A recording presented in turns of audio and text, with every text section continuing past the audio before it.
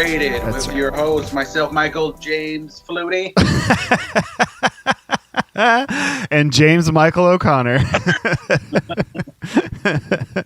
Welcome. Yes, another edition of Overrated yet again is happening right before you. They just keep happening to you again and again. Yep. You can't stop it. Accept it. The only podcast that happens to you. Mm-hmm. Yes. So you have to list this on your medical records. Yeah, technically you should be wearing a bracelet. So we're starting off a new theme this month now. Yes. Yeah. Movies about music that are not musicals. Correct. So basically, yeah, like something that follows like a band biopic or anything that isn't South Pacific.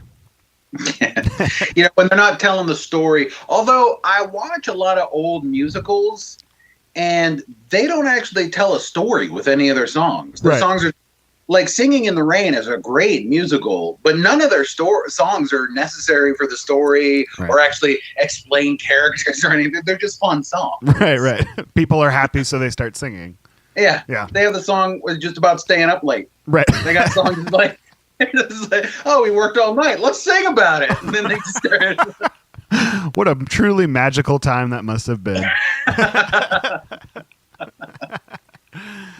So for the first one, we chose the Cohen Brothers. I think this might be. It's in my top 3 favorite Cohen Brothers movie. The Oh Brother, Where Art Thou? Which is, I think, just such an original, awesome movie, and I can remember it was like a cultural phenomenon when it came out. It really was. Yeah. I think, honestly, a large reason for that is so many people didn't realize how good bluegrass was. Yeah, right. Mm-hmm. Right, and it popularized it for sure. I admit there are 2 movies that got me into bluegrass and blues. Mm-hmm. The one is this one, which is an understandable gateway. Yeah. You watch it and there's the music's in there and it's great. Right. The other one makes less sense, and I don't even remember the name of the movie, but it was a horror movie about this woman using hoodoo. And they talked about, in the movie, they talk about how hoodoo is different than voodoo. Like hoodoo is sort of the American voodoo. Oh, okay. And so I went, well, that's interesting. And I started researching hoodoo, and it led me to all these old blues songs that are amazing. Interesting. And it's all because of this really kind of hokey, stupid horror film. Huh. Skeleton Key. That's what it was called. Okay. Skeleton Key. All right. Well, maybe we'll get to that. We'll do hokey horror movies at some point. Or just movies that we learned things. Yeah. Taught us anything. For example, that's where I learned about Tommy Johnson selling his soul on the crossroads, and how it was later attributed to Robert Johnson, although Robert Johnson was not the guy who that myth was about. He just wrote a song about Tommy Johnson. And then I learned about hoodoo bags, which is where you get the term mojo from. You had a hoodoo bag, which was also called a mojo bag. Uh-huh. And if your mojo was working, it meant your luck charm was working, your mojo bag. Interesting. But then Jim Morrison noticed that the term mojo kind of sounds like Jim Morrison. Right. And so he placed it in the song, not knowing what the hell it meant. Right. But it sort of sounded sexual, and that's where people started saying like their mojo is working, meaning sexual prowess. Sure. So that I actually didn't know that about. So maybe you can enlighten me as well. But who is? Because I always assumed that the Crossroad thing that was Robert Johnson, because I had always heard that he was not a very. This is obviously apocryphal, but not a very good guitar player. Left the town for a month or whatever and came back and was an amazing guitar player, and that they said he had sold his soul at the Crossroads to be that fantastic. But he was actually singing a song about the character in Oh Brother, Where Art Thou? Because I think the character's name is that, right? Yeah, the character's name is that. The blues singer that was originally told about was Tommy Johnson. Although they don't, it was probably, I don't think he actually sold his soul to the devil. Now, it was fictional about him, but who knows if there was someone even before then. Right. But whoever happened to write the best song and who was an amazing guitar player, it was about them now. Right. More than likely, that's how it worked. Also interesting, the devil in that context, especially in hoodoo, which was sort of the religion that came about among Southern slaves, was not the Christian devil. Really? It was a god that from sort of the amalgam of Christianity and from various religions from Africa. And so it was actually not but malevolent or benevolent. It was just, he bought souls. Right. And he generally, you sell your soul and he just teaches you something, and usually has to do with dexterity. So that's why it was often guitar playing or cards, right, or dice. It was stuff like that. So it wasn't actually selling your soul to the devil as we oftentimes think of it. Right. Interesting. I mean, so it was kind of a trickster god, sort of. A little bit. Yeah. I mean, because so many times that people talked about it, they talked about using the ability to cheat at cards and cheat at dice. Right. But I mean, you're not really a trickster. You're just teaching someone to play the guitar. Right. Yeah, I mean, it's the mythology of, because this movie is packed with mythology. I mean, it is entirely based on the Homer's Odyssey. Mm-hmm. I mean, so much so. I mean, George Clooney's character is named Ulysses, and his performance in this is so sharp and crackly and so good, man. He's fantastic in this movie. So apparently what he did was he didn't really know how to get the character. So he sent the script to an uncle of his who was a tobacco farmer in the South, and just had him read the script to George, and he recorded it. And then that's how he learned his lines. And that's why he has that accent, that speech pattern. Right. But apparently the guy is such a nice Christian fellow that he took all the damns and the hells out of the script. And so, which George Clooney didn't learn until they were shooting. And they're going that's not the line. It's a lot dirtier than that. Right. Well, heck darn. Heck darn, yeah. Well, shoot. I went for more of a North Carolina there. Yeah, I mean, it's a truly original thing, as is almost everything that the Cohen Brothers do. I don't even understand the Cohen Brothers as filmmakers. It's bizarre. They had never read Ulysses. What? They'd never read it. They just got the concepts from references in other media. Weird. The only person who had read that book that was on set, according to them, was Tim Blake Nelson. Because he was a classic literature major in college. Really? That's crazy. Well, what's their deal? Yeah, it's insane. It's insane. Yeah. It's I guess okay, that kind of makes sense, because it's pretty loosely based on that, of course. I mean, there's some of the major imagery, like the sirens, which is a hilarious scene to me. There's this part, John Turturro's great, because he's got this part in that where they're walking up to where the sirens are singing, and George Clooney turns to him and he says, "Pete, do you know these women?" And he turns to him and he says, "No, I don't, but I saw them first." And he's just immediately so possessive. And then they create the great the running gag of Tim Blake Nelson's character thinking that he's a frog. Right. Of course he's a toad. Look at him. I belly laughed again. I remember laughing hysterically the first time, and then rewatching it when they're in the theater and he's going, "We thought you was a toad." And John Turturro's face is just so angry and confused at the same time after he says it. The mixture of just annoyance, hatred, and confusion. Right. Oh God. I just the whole setting and the taking away like the imagery and everything. I will always be on board for a good Prison Break movie. Like did you ever see oh shit, what's it called?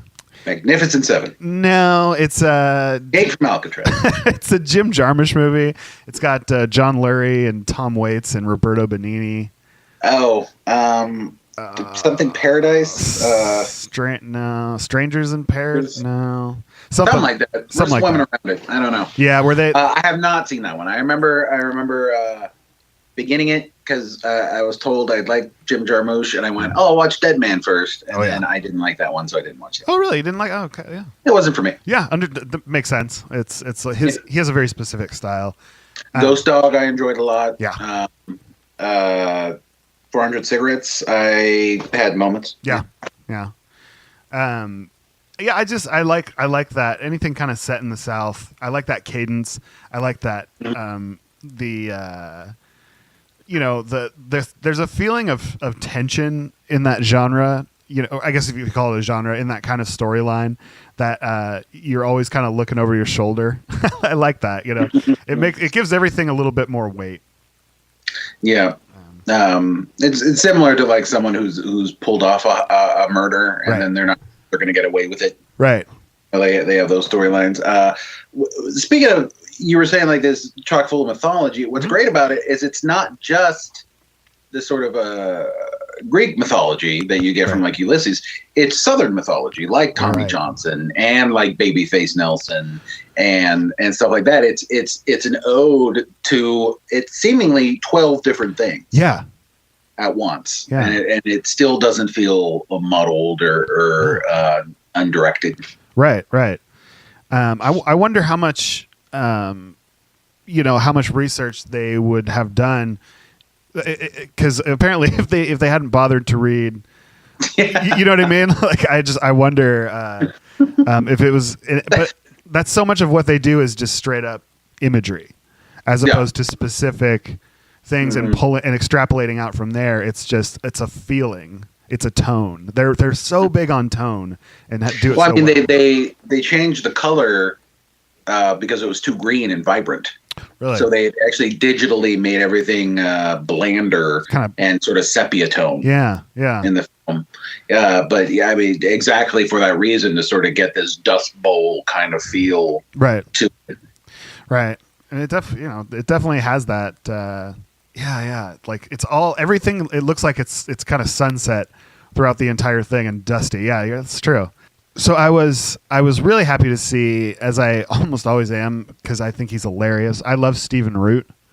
And he is so fantastic. I love a blind Stephen Root. Have you seen Get Out? He's blind. Yeah, that too. My initial thought was like, this is the second time he's playing a blind Southerner. Yeah, it's really what an odd thing to be typecast as.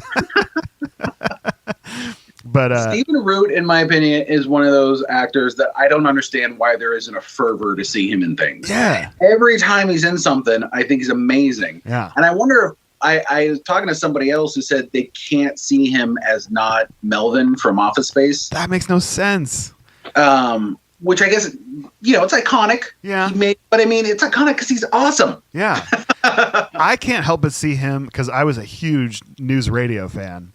And I can't help but see him as Jimmy James on News Radio, who always had great. Oh no, Dave! I never do that. It's bad hoodoo. He's had this very that Southern thing is so good. I still remember that too. I remember to this day I'll say it in his cadence from that show. Yeah.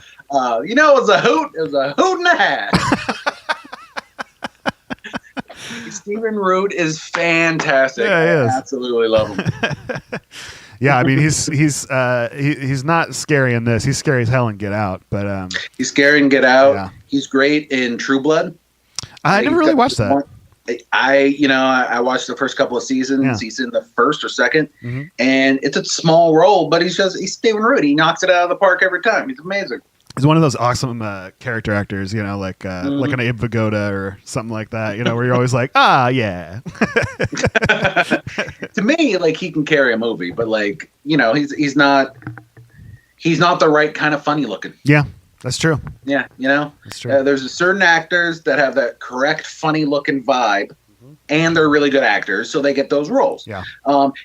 If you're an actress, it's basically impossible. Right. If you're not really super attractive, it's just you're not gonna. Boy, yeah, that's real. There's very rare exceptions to that. I can't think of that. Fewer. Yeah, totally. I've been watching Girls recently. Lena Dunham. Mm-hmm. She's you know, if you met her, you'd think, oh, that's a pretty girl. Yeah. But in Hollywood standards, right, she's not. Right.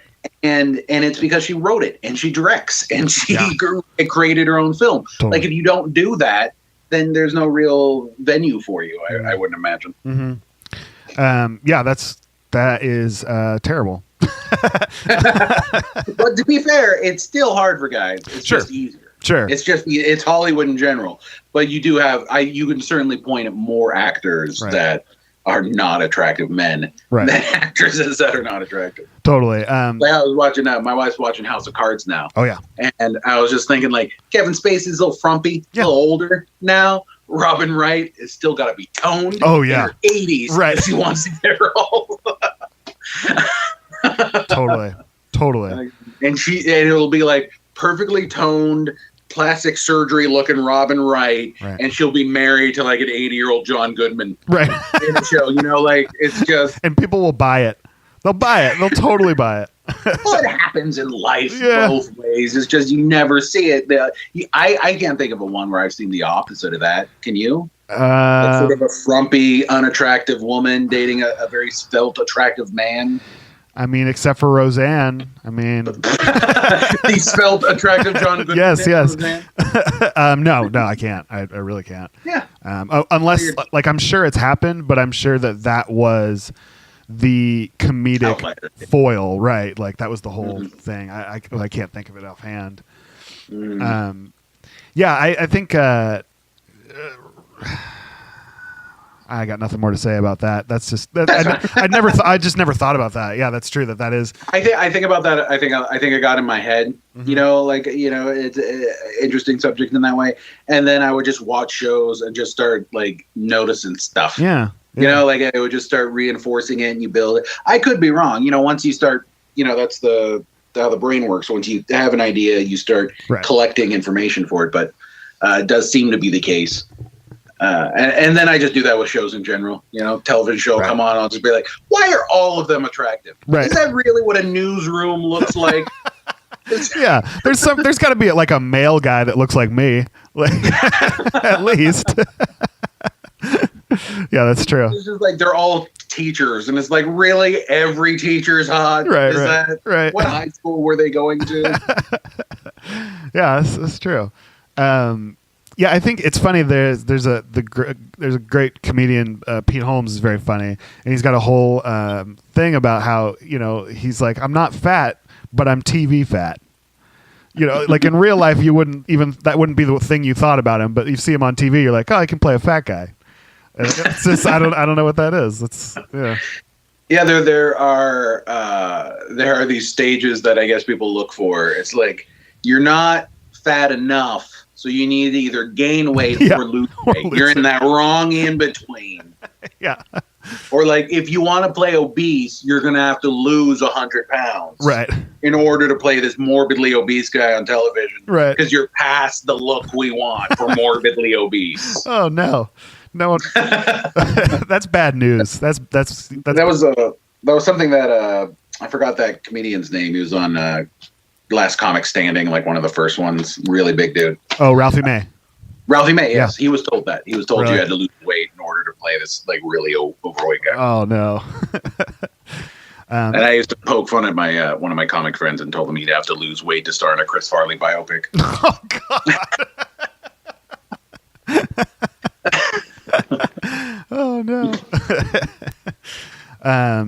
Yeah. And then coming extra bad from another fat guy. Well, like somehow I felt entitled. Well, hey man, punch down when you can. If there's one thing I've learned in life, if you have the opportunity, take any opportunity to make yourself feel better. Yep, please, by all means. Speaking of which, man, I think like in one of because the Cohen brothers love John Goodman, as does America, as do I. But man, he's with the exception of maybe Barton Fink, he's like the scariest in this. There's something really eerie about him, and just. Well, there's something scary about the Klan. Yeah. Already. Sure. So, like, putting a very imposing figure in a clown outfit. Right. Same difference. But a Klan outfit is creepy. Mm-hmm. And the fact that great casting, he's supposed to be the Cyclops. So he's, John Goodman's huge. So it makes sense. Yeah. I didn't catch on to that. Yeah, that's. So he has the one eye. Oh, right. In Ulysses, they blind him by stabbing him with a torch. So and in this, it's a fiery cross that lands on. Right. Pretty heavy-handed. Now that I'm thinking about it. It's spelled out. Yeah, I mean, and just the music is awesome, and that became this. It could be one of the things, I don't know if we've talked about it, where the music from the movie became almost more popular than the movie itself. Not almost. It did better than the movie. Yeah. It made more than the movie. And it makes sense. It's not only do they have a lot of great bluegrass in there, but it's a great gateway into bluegrass. Right. They have all these artists that I remember looking up and finding out about because of it. And, Ralph Stanley is the one singing the "Oh Death" when Klansman is singing. That's actually Ralph Stanley, and he's a huge figure in bluegrass. He's amazing. The Stanley brothers and the Mountain Clinch Boys, they're fantastic. I absolutely love bluegrass. Yeah, I know that you do, and I did that. Stem from seeing this sort of, or were you interested? That was definitely again the two that really got me in those two, right? Yeah, Skeleton Key and Oh Brother Where Art Thou. Right. I think part of my love for bluegrass is I love the when an old man sings in a bluegrass timbre. Yeah, I love that sound, like Ralph Stanley singing in that. When you have the right. like that back of the throat. Yeah. I love that normal when you're not faking it like me. But I love that sound. Yeah, it's there is something to it, and there's something to it that like we were saying, the Coen Brothers are so good at tone. There's something to it that will immediately set a tone for something. You're in a very specific place. I think that's why so many horror does so well in the South. Like like True Blood is a good example of that. All the Southern Gothic, writers like Flannery O'Connor and Cormac McCarthy and William Faulkner, that there's something about murder in the South that is deeply, not to get too, I don't know, heavy-handed, I guess, but deeply American, and something that is in our culture, I think, much more so. I mean, obviously more so than other places, but there's something that's like so very ingrained in everyone. Maybe it's because you learn so much about it at school. Yeah, I think there's a personality and there's a feel to the South. Having spent almost no time there, this is based entirely on pop culture, but there's a personality and a feel to the South that doesn't exist anywhere. Right. And to be fair, the West and the North, like, they're pretty bland. Like, it's almost like I honestly remember when I would tell people, when I was a tour guide, I met people from all over the world and country, I would tell them how much I liked their accent. And I would say, I hate my accent. Yeah. And they would go, you don't have an accent. I have the accent. Right. Like, that's what they, and like, I'm like, you're not supposed to say that. That's so weird and backwards. But I think it's because media in general, the non-regional dialect is just California accent. Right. New York accent, but Manhattan. Right. Like specifically.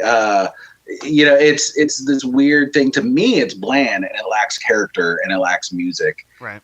Whereas the South, accent, the music that came out of there is its own and is amazing. The bluegrass, sort of Southern and Appalachian Trail, and then blues and jazz. There's a lot to fall in love with personality wise in the South. It kind of is, when people think about, for better or for worse, but when other parts of the world think about America, that is the cultural center of it. That's what they think of, is the South. And that's, possibly because, that's where so much, the North and the Northeast rather, during like the Western expansion and stuff like that was mostly industrial, and so that would have been like the urban centers, whereas, the South was more the where culture and religion and stuff like that had time to develop. It had time to become its own thing, whereas I think in the Northeast it was mostly like you worked in the factory and then went home and that was it. You didn't work at home. Essentially, I think that maybe has something to do with it. It's fascinating, man. I spent like a little bit of time. I lived in Austin, Texas for like 6 months before, which is barely the South nowadays. Barely. That's like hippie vegan. Totally. Part of like, totally. Yeah. But it's the closest I came, and so but it was, even then, it's a different thing. I remember you can't anymore. But when I was living there, you could drink and drive. You couldn't be drunk and drive, but you could, you could drive with an open container in your car. And I just remember my mind being blown by that. Not that that has, anything to do with it. There were differences. There were definitely, differences from San Francisco. Yeah. They're and then that goes into a lot of other conversations about like their people from the South and their identity and stuff like that. Sure. But neither of us being from the South. Yeah, I don't know. Sounds a little weird for us to start. Yeah. It's very much wax nostalgic of like our idea of the South is this. Isn't that neat? Sure. Of course. Yeah. Of course. And it comes from stuff like this and like I say, from stuff like where the music and the culture that does come from there is fascinating to me, and maybe because I'm not as familiar with it, on a personal level. You can romanticize it. Yeah, 100%. exactly. 100%. But certainly that's what was being done in the film. The Cohen Brothers were doing an ode to the South in many ways, and that definitely came through, at least an appreciation, if not a love for the culture of the Southern states. Mm-hmm. Yeah, 100%. I like this movie a lot. Point being, regardless of the reasoning, it's as all of their movies. It's well done. It's really seen through. It seems like they had a tone, a point they wanted to get to, and that's the thing, is that with everything they do is so detail oriented in that way, and this definitely has that. It's a sort of a high point on already amazing career, and it created a national uproar and appreciation that has gone kind of unmatched for this kind of film since. And it's completely overrated. Just 100% overrated. It's fine. I guess. But yeah, point being, it's incredibly overrated. I think another example, actually, of a soundtrack doing better, or not better than the film this time, but doing remarkably well without having original songs, is Guardians of the Galaxy. Oh, yeah. Yeah, their soundtrack did remarkably well. I think it was the first to hit #1 without any original songs. Yeah, there aren't on there. Brother Art Thou, technically the Soggy Bottomed Boys version of Man of Constant Sorrow is an original.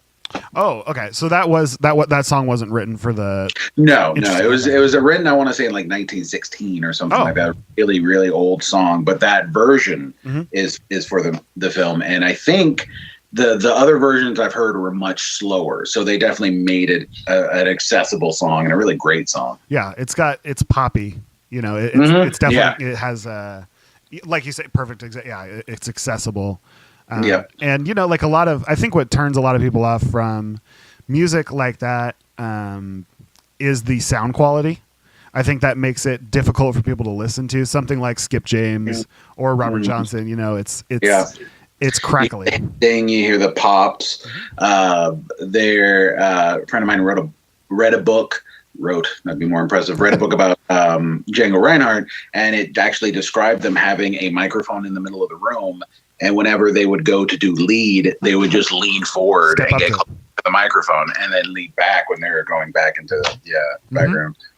It's so different from the auto-tuning studios of today. Sure, where everything is isolated, and you know the many times the drummer is even at the studio the same time as the rest of the band, and not to say it's better or worse, it's just it's a different feeling.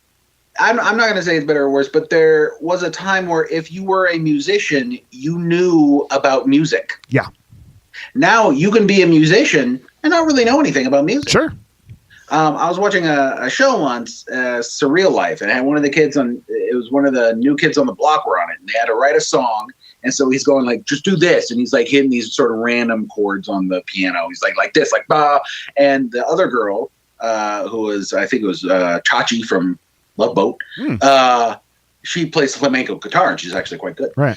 And she goes, what key are you in? And he goes, key? I don't key. Oh no. He is known for being part of a band. Oh boy. Yeah. He's asking about keys. I'm like, right. There's in Santa Rosa in the late 90s, there's a great band. They're called Undertoad, and they were kind of Mr. Bungle-ish. They're very kind of progressive, spazzy rock. And when they made their album, they had one reel of tape. And when it was over, the album was just over because they couldn't afford another reel of tape. And but their whole thing was they were like, if we can't play it live, then there's no point. Then why are we even a band? So everything was live. The vocals, they sang, they played everything at the same time in the same room. And it's great because it's like the album ends, the whole band's playing, and then it goes just kind of like a da da da da da da. And then it just cuts off because that's when the tape ran out. Like, album's over, I guess. I think that's what they did with Sgt. Pepper's, right? They just kind of played. Well, one could argue, that's the beginning of the auto tuning and the everything, using the studio as an instrument for sure is Sgt. Pepper.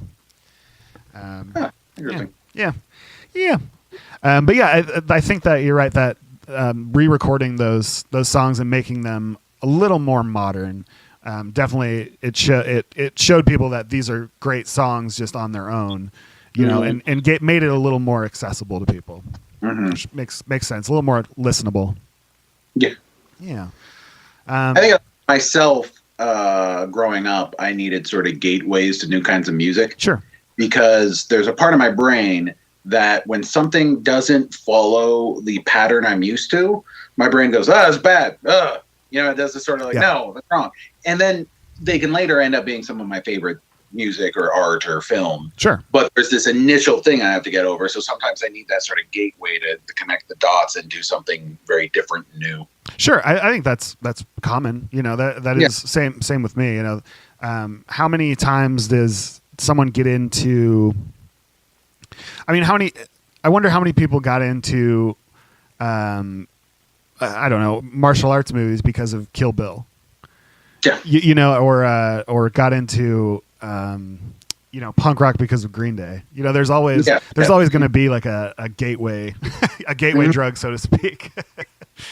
Yeah. You find this artist that you like, and then they go, oh, who I really like. this other person, and you go, well, I guess I'll check them out. And you go, oh my God, I didn't know it could be better. Right. And then it opens up this whole new world, and you gotta sift through the stuff that you hate, and then you find the stuff that you love. And yeah, it's one of the joys. I know. Like discovering a brand new genre of music or film. I wish I could have that, but it's just too late. I've seen it all. I know it all. I've just now it's just I create things that are better. Yeah, that's all I can do. It's like I envy the people who can discover me. That's the most offensive thing we've said on this. Oh man, that's okay. All right, we need to make T-shirts for this podcast to say I envy the people that get to discover us. Unfortunately, Bukowski kind of already said that without sarcasm. Oh, he did? Well, that sounds about right. I heard a great interview with him where he literally says, I think my writing's pretty powerful stuff. Oh, God. I mean, I don't know how much of that is in jest, but probably not much. All right, you guys. Thank you. Join us next week. We're going to be talking about Florence Foster Jenkins. Yes. Meryl Streep gets her 20th Oscar nomination for that film. Is that right? 20 Oscar nominations for her. God damn. She's good. Is she? I don't know. I'm going to go. Have to this might be look at her body of work and see if there's anything memorable there. This might be. I'm going to go out on a limb and say, I'm just going to sit right here and say it. Meryl Streep, pretty good. Pretty good. I know it's an unpopular opinion, but all right. Among circles, it is. Yeah, well, All right. Thank you, guys. Join us next week. I'm James Fluty. Michael J. O'Connor. We'll see you next week.